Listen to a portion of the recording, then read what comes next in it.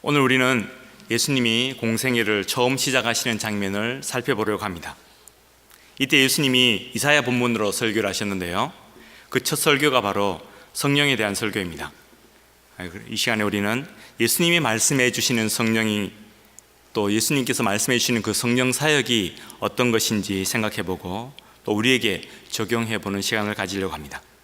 성령이 어떻게 사역하실까요? 첫째로 포로된 자에게 자유를 주신다고 합니다. 우리가 18절 말씀 다시 보시면요, 같이 다시 한번 읽어볼까요?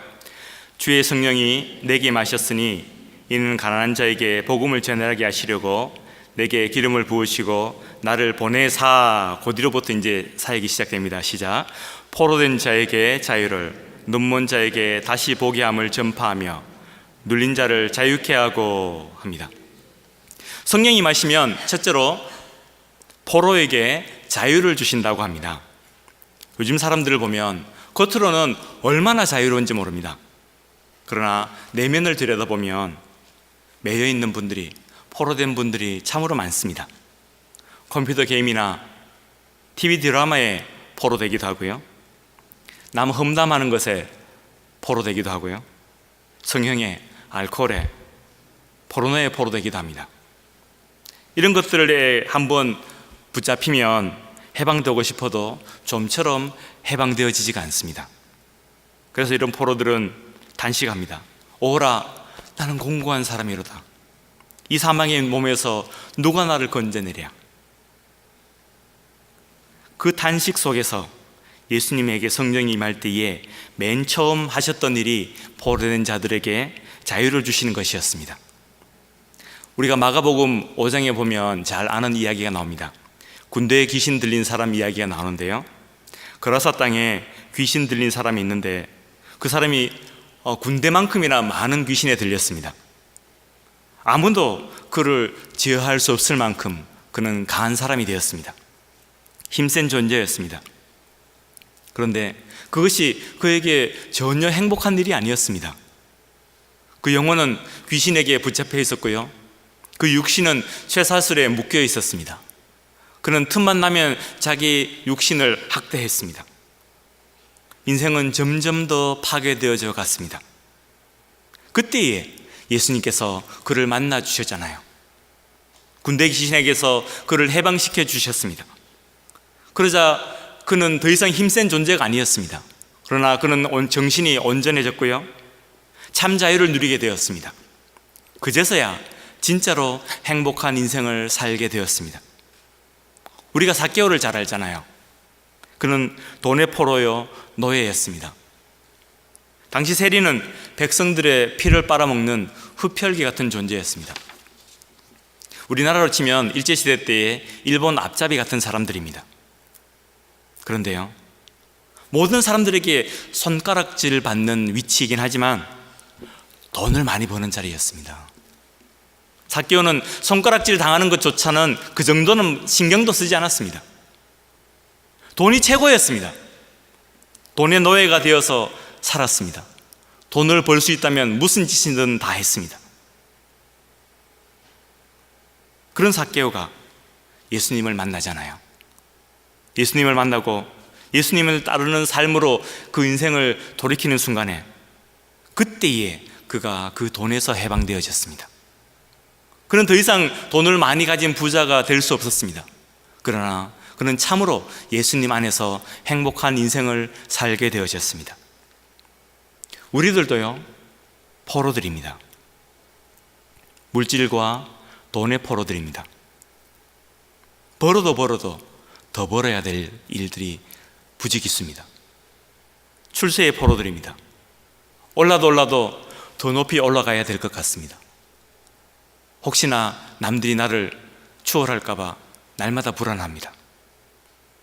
또는 어떤 두려움의 포로가 되기도 하고요, 미움의 포로 또는 교만의 포로로 살아가기도 합니다. 사람들은 자유와 행복을 원합니다. 그러나 죄와 사단의 포로가 되면요, 결코 자유로울 수도 없고 행복해지지도 않습니다. 자기 힘으로 그 사슬을 끊고 나올 수도 없습니다. 결국은 죄의 노예가 되고 사단의 노예가 되어져서 불행한 인생을 살게 됩니다. 그러면 우리가 어떻게 자유를 얻을 수 있을까요? 요한복음에 보면은 8장에 예수님께서 유명한 말씀을 하시죠. 진리를 알지니, 그 다음에 뭐죠? 진리가 너희를 자유케 하리라. 이 진리가 뭘까요? 이 진리가 바로 예수님입니다. 우리가 8장 32절을 읽었는데요, 밑에 36절에 가면 그 대답이 있습니다. 그러므로 아들이 너희를 자유케 하면 너희가 참으로 자유하리라 하였습니다. 그 아들이 진리입니다. 성령 충만 받으신 예수님께서, 참 진리 되신 예수님께서 인간들을 자유하게 하실 수 있습니다. 방금 제가 성령 충만 받으신 예수님이라고 표현하는데 예수님이 언제 성령 충만 받았지? 그런 생각이 드십니까? 예수님이 언제 성령 충만 받으셨습니까? 요단강에서 세례 받으실 때에 하늘에서 성령께서 하늘문이 열린 채로 비둘기같이 예수님에게 임재하셨지 않습니까? 예수님께서 그 충만하신 상태로 사단의 시험을 받으셨고 이제 첫 사역을 시작하고 있습니다. 그리고 첫 설교로 성령 충만한 예수님께서 하시는 말씀이 바로 너희가 자유케 된다, 성령의 충만을 받으면 너희도 자유케 된다 라고 말씀해 주고 있습니다. 우리도 주님의 말씀처럼 성령 충만해지기 원합니다. 성령의 능력으로 자유를 누리는 저와 여러분 되시기 축원합니다. 두 번째로 보면요, 포로된 자에게 자유를, 그 다음에 뭡니까? 눈먼 자에게 보게 함을 전파하며 라고 합니다. 요즘은 현대의학이 발달했지 않습니까? 우리가 안경을 쓸 수도 있고요, 조금 더 의술의 힘을 빌리면 라식 수술을 할 수도 있습니다. 그러나 시력을 완전히 잃은 사람을 다시 보기는 못합니다. 아직까지는 현대의학이 그 정도로 발달하지는 않은 것 같습니다. 근데 성령이 임하면 눈먼 자라도 다시 보게 해주십니다. 그래서 주님은 눈먼 자들을 많이 고쳐주셨습니다. 우리가 성경에 예수님께서 맹인들을, 소경들을 고치신 이야기들이 많다는 것을 알지 않습니까? 소경 바디메오를 고치셨죠.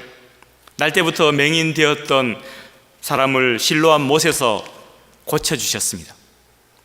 베세다에서는 맹인의 눈에 침을 뱉어서 고쳐주셨습니다. 그런데요, 육체적인 맹인보다 더 심각한 사람들이 있습니다. 누굴까요? 바로 영적인 소경들입니다. 영적으로 보지 못하는 분들입니다.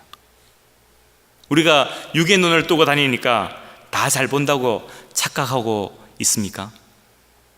진짜로 말 그대로 착각일 뿐입니다. 우리 중에도 영적으로 눈먼 분들이 참으로 많습니다. 엘리사의 종 게하시를 여러분 기억하시죠? 게하시가 어느 날 아침에 일어나서 밖을 보는데요, 무엇을 보았습니까?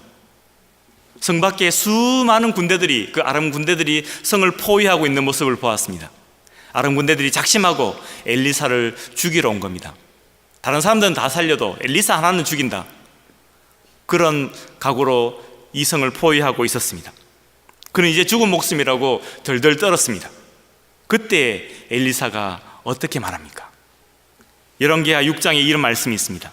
엘리사가 기도하여 가로되 여호와여 원컨대 저의 눈을 열어서 보게 하옵소서 하니 여호와께서 그 사환의 눈을 여심해 저가 보니 불말과 불병거가 산에 가득하여 엘리사를 둘렀더라.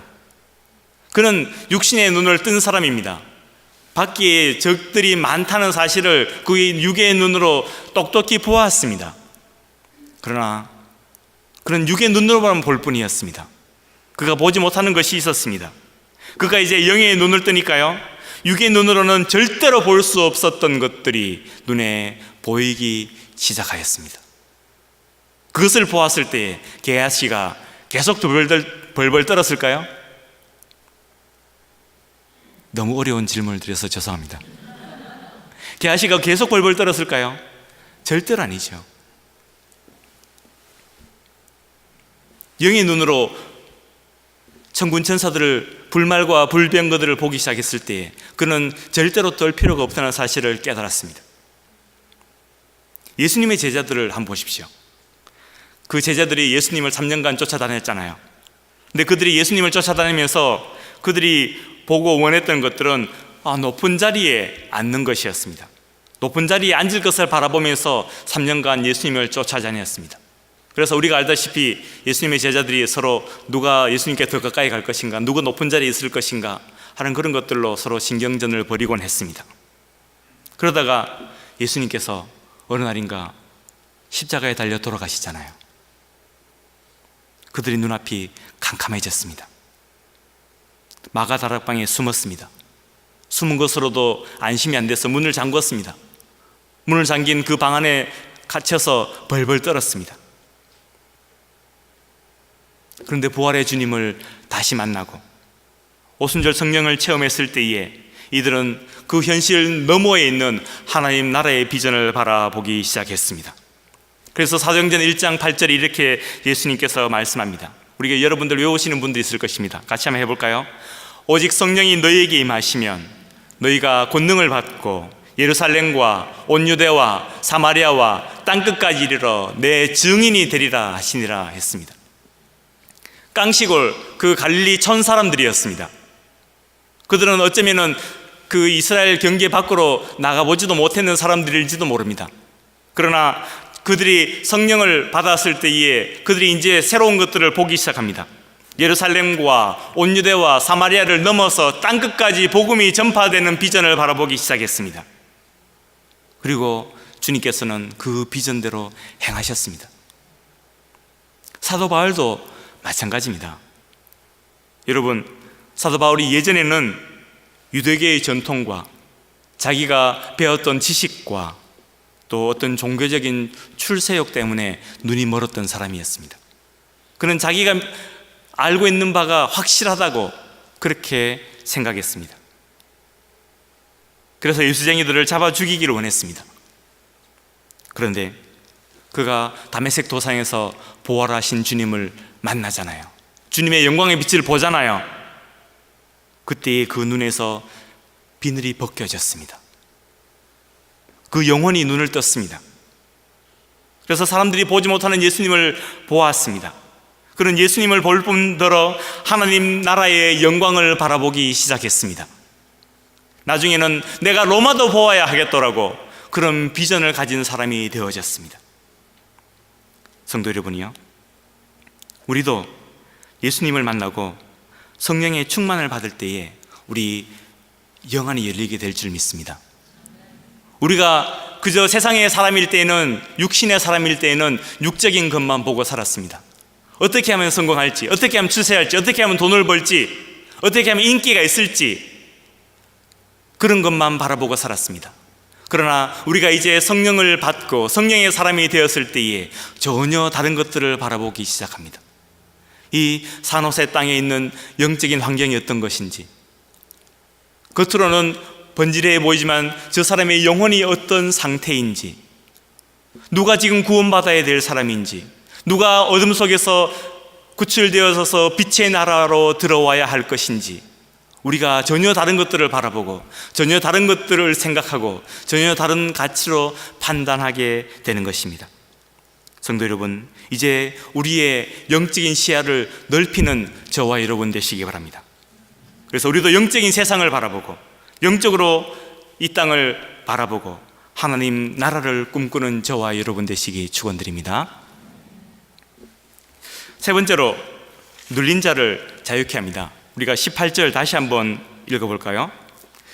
주의 성령이 내게 임하셨으니 이는 가난한 자에게 복음을 전하게 하시려고 내게 기름을 부으시고 나를 보내사 포로된 자에게 자유를, 눈먼 자에게 다시 보게 함을 전파하며 눌린 자를 자유케 하고 합니다.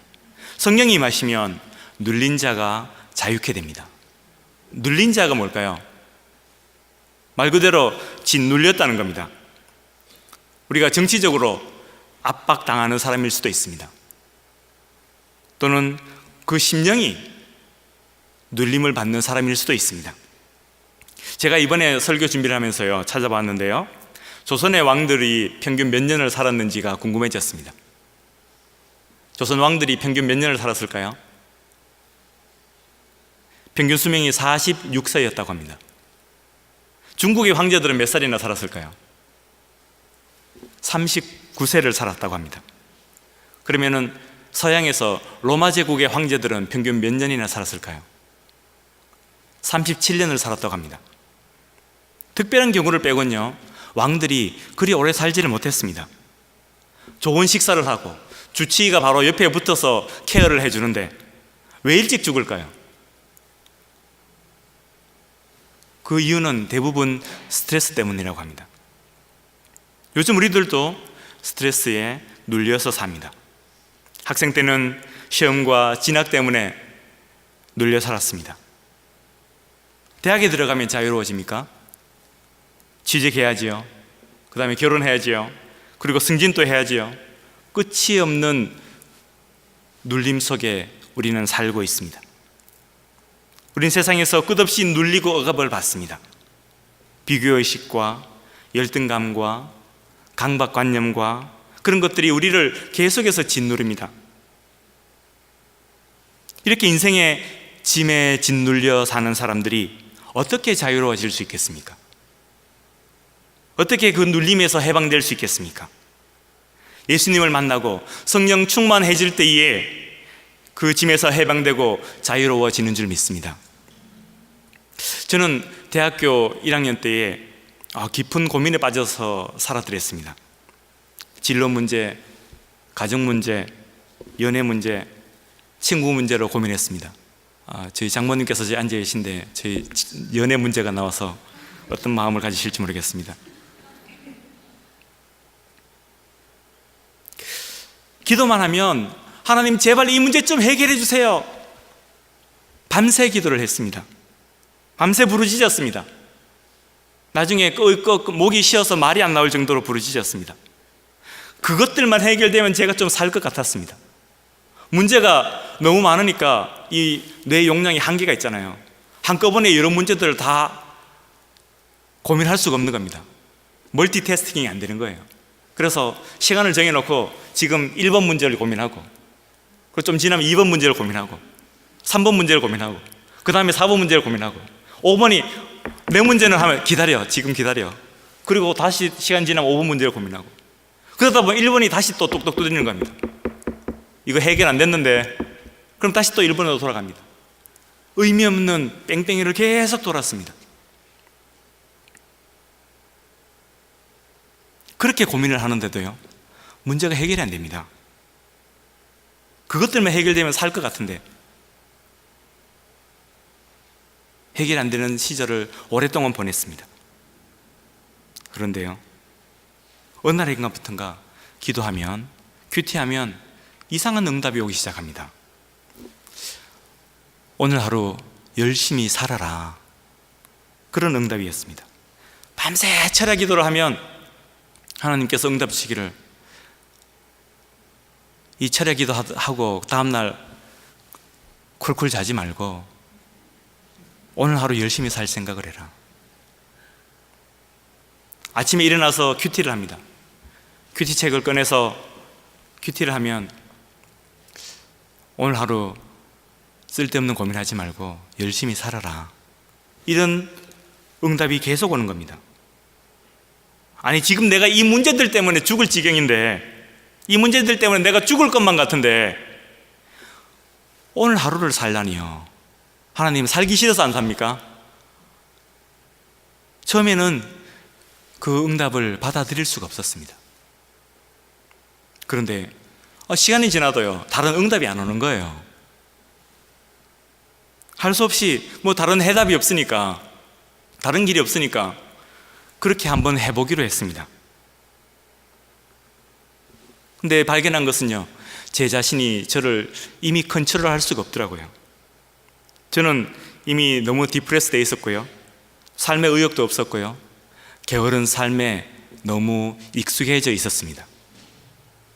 그래서 기도를 바꾸었습니다. 주님, 하루하루 열심히 살 수 있도록 도와주십시오. 하루하루 날마다, 아침마다, 시마다, 때마다, 식사기도 때마다 성령의 도움을 구했고요, 열심히 살려고 애썼고 게으름과 싸우려고 노력했습니다. 근데 그 순간부터, 그 어느 날인가부터 그렇게 날 짓누르던 문제들이 더 이상 문제가 되지 않게 되더라고요. 저는 그저 날마다 성령의 도움을 구했고 할 수 있는 일이 그밖에 없으니까 하루하루 일상의 삶에 충실하려고 노력하면서 살았을 뿐입니다. 근데 그러는 동안 저를 얽매이고 있는 것들로부터 제가 자유되는 것을 느꼈습니다. 상황이 바뀌어서 문제 해결된 게 전혀 아니었습니다. 상황은 그대로인데요, 제가 성령을 따라서 살려고 노력하다 보니까 그 문제가 어느 날인가 그냥 해결되어져 있었습니다. 그리고 결국은 상황도 조금씩 바뀌게 되더라고요. 제가 A를 구했는데요, 하나님이 B를 주셨습니다. 그래서 결국은 그 B에 충실했더니만 하나님께서 다시 A도 해결해 주셨던 것입니다. 혹시 우리 중에 어떤 죄의 짐에 눌려 사는 분이 있습니까? 스트레스에 짓눌려 계신 분이 있습니까? 비교의식이나 강박관념이나 상한 감정이나 걱정이나 근심 때문에 억눌리고 신음하고 한숨 쉬는 분들이 있습니까? 우리가 이런 짐들에서 어떻게 자유할 수 있겠습니까? 제 경험으로는 매일 우리의 짐을 주님께 맡기고 우리가 성령의 충만을 구하면서 살 때에 자유를 누리게 되었습니다. 우리 모두 이 시간부터 성령의 충만을 구하며 하루하루 시간마다 때마다 주님의 인도함을 받으며 살려고 애쓰는 저와 여러분 되어보시기 바랍니다. 주님은 그 자유애로 지금 우리들을 초청하고 계십니다. 우리 모두 매일의 삶 속에서, 일상의 삶 속에서 성령을 추구하며 사시기 바랍니다. 그래서 날마다 성령 충만하게 생각하고 성령 충만할 말하고 성령 충만하게 행동하려고 애쓰고 노력하는 저와 여러분 되시기 바랍니다. 그때에 성령께서 우리에게 임재하시고 성령이 주신 놀라운 충만함을 우리가 누리게 되고 또한 그런 삶을 살게 될 줄 믿습니다. 사랑하는 성도 여러분이요, 오늘 우리는 성령이 임하실 때에 어떤 일이 일어나는지 살펴보았습니다. 혹시 지금도 무언가에 포로되신 분, 눈이 멀어버리신 분, 또 눌려 계신 분들이 있으십니까? 그것이 어떤 문제이든지 간에요, 성령이 임하시면 해방되어지고 보게 되어지고 자유를 누리게 되는 줄 믿습니다. 오늘 우리 모두에게 성령이 임재하시기를 사모하시기 바랍니다. 그래서 그 임재를 체험하게 되시기를 간절히 축원드립니다. 이 시간 우리 함께 성령이 오셨네 다 같이 찬양해 보기 원합니다. 우리가 허무한 시절을 살 때에, 그래서 깊은 한숨밖에 내쉴 것이 없을 그때라도 성령이 우리에게 오시면 우리의 인생이 변하고 우리가 새로운 삶을 살게 될 줄 믿습니다.